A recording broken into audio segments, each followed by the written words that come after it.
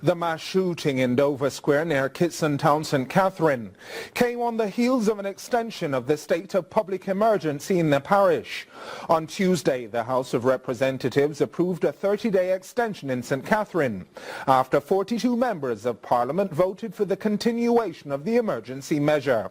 While there has been an upsurge in crime in St. Catherine West Central, Minister of National Security Dr. Horace Chang says homicides have declined in St. Catherine North, and this reduction isn't only because of the current SOE. Here again is Aladdin Love. The two leading gang members in North St. Catherine are in jail. One was convicted recently. His nickname is Teshamil, I don't know his right name. And the other one, black man, had been in police custody for nearly a year. Dr. Horace Chang says this has been the primary reason for the reduction in crime, adding that the states of public emergency imposed in St. Catherine North and Kingston Western in 2018 have been effective. What we call the KMI region, which is St. Catherine, the corporate area, we have 8 police divisions.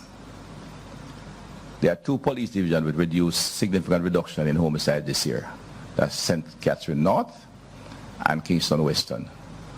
These are 2 areas that had state of emergency imposed on them during the course of last year. St. Andrews was a new event. Both those areas now have been under significant reduction in homicide activity. Additionally, he says St. Catherine North is much better this year due to over 30 members of the Klansman gang being in police custody. The current SOE in St. Catherine will end on January 18, after which a 30-day extension will be in effect. Meanwhile, Dr. Chang says removing the guns from the streets will take some time. A lot of guns out there. It's not as apparent as the success we've had now is not as apparent as one would like. Guns all coming to Jamaica, and the best index we have of how effective our operations have been is that since we have acquired the capacity to patrol our coastline more effectively, which is we have ocean-going patrol vehicles since last year, we have an aircraft that can do monitoring of the coastline, the marine patrol aircraft, and the seizures of drugs have quadrupled in the last 6 months. I can assure that. He adds that ammunition comes through legitimate ports in the country, while guns mostly enter through illegal ports of entry from Haiti and Central America. Dr. Chang says over 40,000 pounds of ganja has been seized in 2019 compared to about 15,000 in 2018. On the other hand, over 4,000 kilograms of cocaine has been seized in 2019 compared to just under 1,000 kilograms in 2018. He adds that security forces have had some challenges intercepting Haitians coming in to make their trade, as they oftentimes dump the guns while making their escape. However, he says they are improving their intelligence and technology to tackle it. Aladdin Love for CVM Live. With the aim of strengthening Jamaica's bilateral relations, Prime Minister Andrew Holness is on a stint of overseas visits. He concluded his 4-day visit to the Republic of Kenya, where he attended the 9th African, Caribbean and Pacific Group of States ACP Summit. Holness met with government officials in Kenya and the Jamaican diaspora in Nairobi. Roby and Williams reports on this venture. The relations between Jamaica and Kenya are growing. Prime Minister Andrew Holness's visit comes amid preparations to finalize the post-Cotonou negotiations as well as the revision to its constitutive act, the Georgetown Agreement. While addressing diaspora members in Nairobi, Holness notes that tourism is an important sector within both countries. He, however, adds that more needs to be done in trade, education, technology and innovation. Call up your family in Jamaica, your friends in Jamaica, your business people in Jamaica to say, hey, there are opportunities for investment and trade in Kenya. Come and see what is in Kenya. And for you as well here to say to Kenyan businessmen, hey, there are opportunities in Jamaica. Go and see what is happening in Jamaica. Holness points out that Jamaicans can be found in every nook and cranny of the world, and even persons who are not citizens tend to claim citizenship.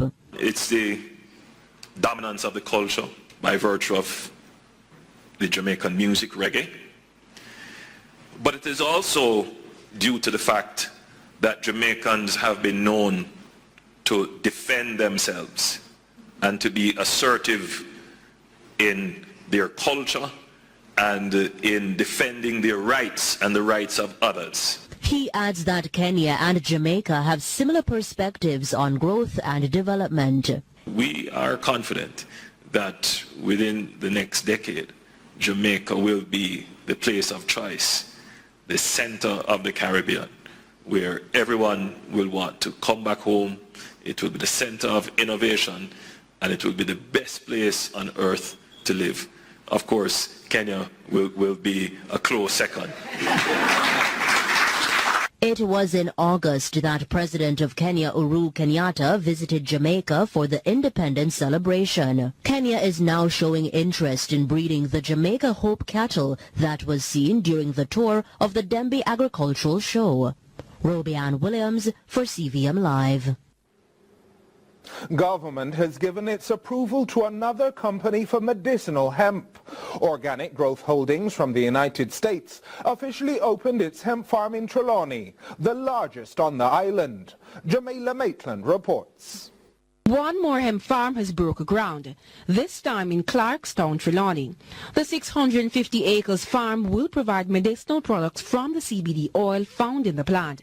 President of Organic Growth Holding, Rob Weinstein, says he's committed to making Jamaica known for quality CBD like the renowned THC found in marijuana. Jamaica is known as having the best ganja cannabis in the world.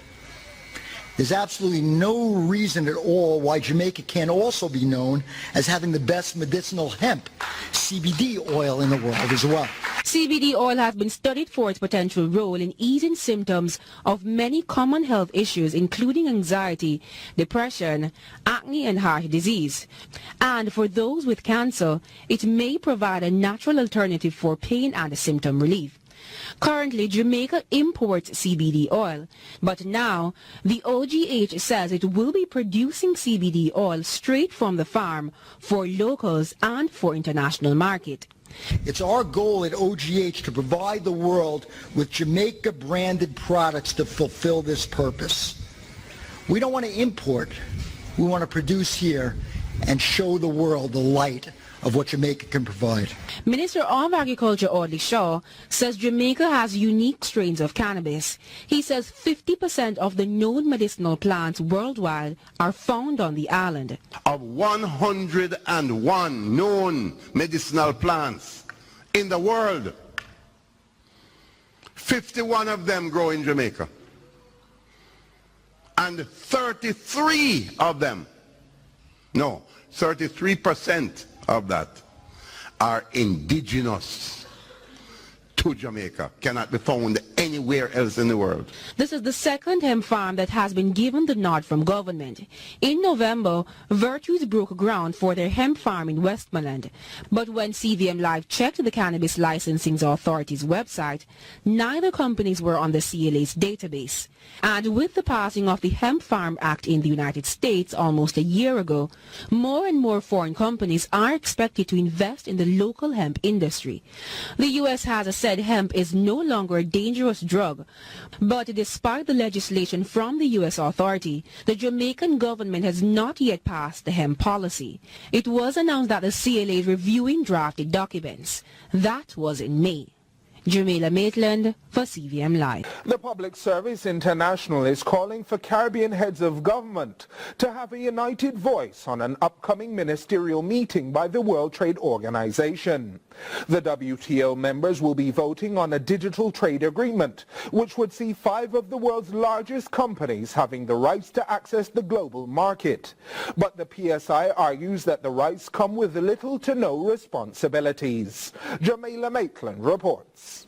Jamaica and other countries in the Caribbean will soon have to vote on a set of new digital trade rules proposed by the tech firms Amazon, Google, Facebook, Apple and Microsoft, all vying for the right to operate globally. The companies, all United States based, are the largest corporations in the world. 80 member states of the World Trade Organization have reportedly sided with the proposed rules, many believed to have been promised aid in return. But one member of the Public Service International, Deborah James, is calling for the Caribbean community to take a stand against the changes. She argued that the tech giants want the right to the global market, but not the responsibility. They want is to have rights to participate in your economy, where you can't decide if at some point in the future, for example, you might say, well, we don't mind Facebook being here, but we don't want Libra. We don't want their digital cryptocurrency to be operating. They would like to have the right to operate in your economy, but have the government be banned from requiring a corporation offering services in Jamaica from having a local presence. Now, if they don't have a local presence, it's very difficult to regulate them. Reports are that the Caribbean leaders are being